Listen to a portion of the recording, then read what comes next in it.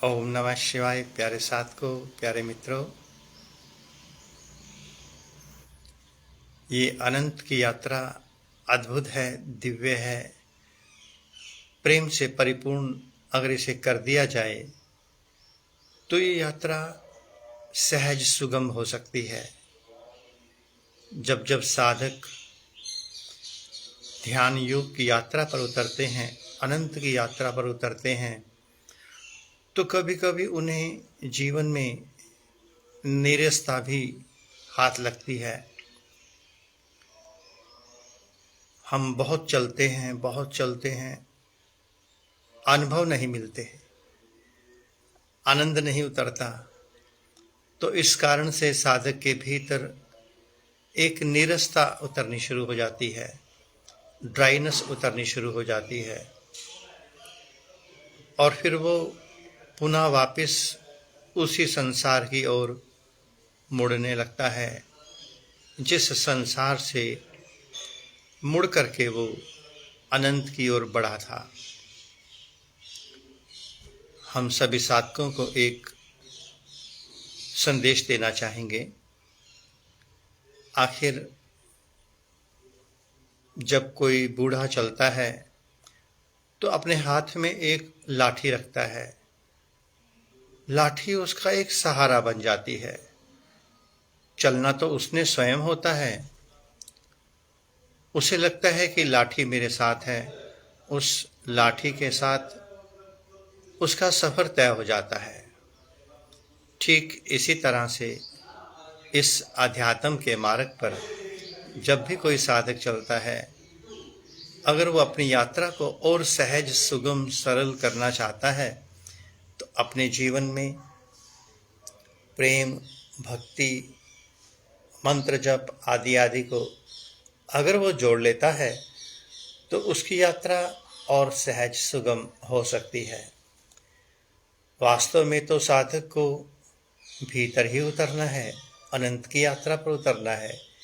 किंतु जब हम अपने हाथ में माला ले लेते हैं, माला का एक एक मंत्र जपते जाते हैं, तो जो चित्तवृत्तियां बाहर दौड़ती हैं, हमें नीरसता की ओर ले जाती हैं, मनमुखी बनाती हैं, वो माला का मंत्र हमारे सफ़र को और आसान कर देता है, एक सहारा बन जाता है।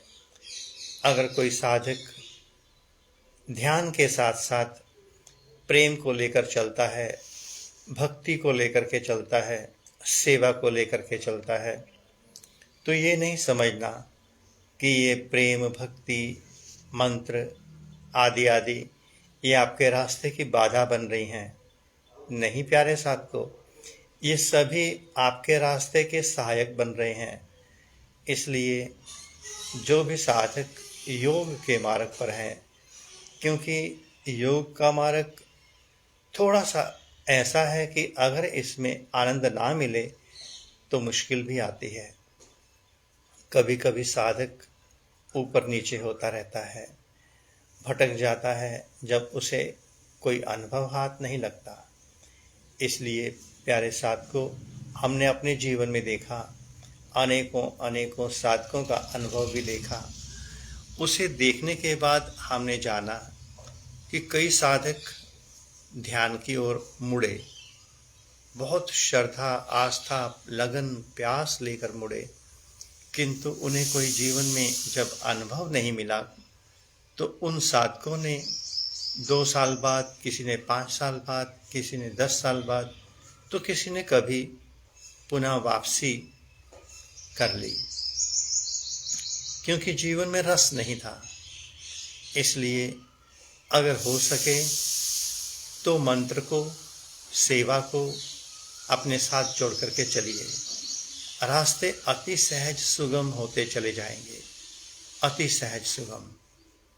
हम भले ही ध्यान मार्गी हैं, निराकार मार्गी हैं, योगी हैं, किंतु उसके बावजूद भी भले ही हमारे जीवन में कोई नीरसता नहीं है, अनंत की यात्रा पर हर पग बहुत तेज गति से आगे बढ़ रहा है, फिर भी एक जो माला है, मंत्र जपते जपते जीवन और रसमय हो जाता है, सहज हो जाता है। ऐसा लगता है कि कोई दिव्य महाशक्ति हमारे साथ है। हमारे जितने भी सनातन पुरातन के ऋषि मुनि हुए, उन्हें कोई हवन यज्ञ करने की आवश्यकता नहीं थी, माला जपने की आवश्यकता नहीं थी, जबकि ये मार्ग हवन यज्ञ, सेवा, माला आदि आदि भक्ति अपने आप में पूर्ण मार्ग हैं। यही हमें योग में उतार देते हैं। फिर भी जीवन को और रसमय बनाया जाए, अपने जीवन को रस के सागर में, आनंद के सागर में उतारा जाए, उसके लिए हमारे ऋषि मुनि सदैव अपने हाथ में माला रखते थे, ताकि वो उसका जप भी करते रहें, जप के साथ साथ भीतर भी उतरते चले जाएं। एक बात और कहेंगे प्यारे साथ को, ना तो कोई ये कहे कि मैं साकार मार्गी हूँ, ये भी गलत है। ना कोई कह सकता है कि मैं पूर्ण निराकार मार्गी हूँ, ये भी गलत है। अस्तित्व में ना तो एक हेड कंप्लीट है, ना टेल। दोनों को मिलाकर के एक सिक्का बनता है। दोनों में से एक चीज़ को मिटा दिया जाए तो सिक्का खोटा हो जाता है, मार्केट में नहीं चलता। ठीक इसी तरह से जब हम निराकार ध्यान साधना में हैं, हमारे सामने कोई विचार नहीं, कोई शब्द नहीं, कोई कुछ भी नहीं, हम बिल्कुल शून्य हैं, उस समय तो हम निराकार में हैं।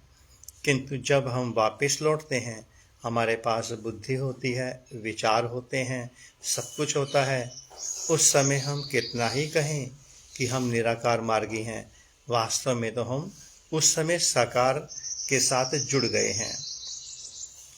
बस एक बात अगर साधकों को समझ में आ जाए कि हृदय का काम है जोड़ना, बुद्धि का काम है तोड़ना।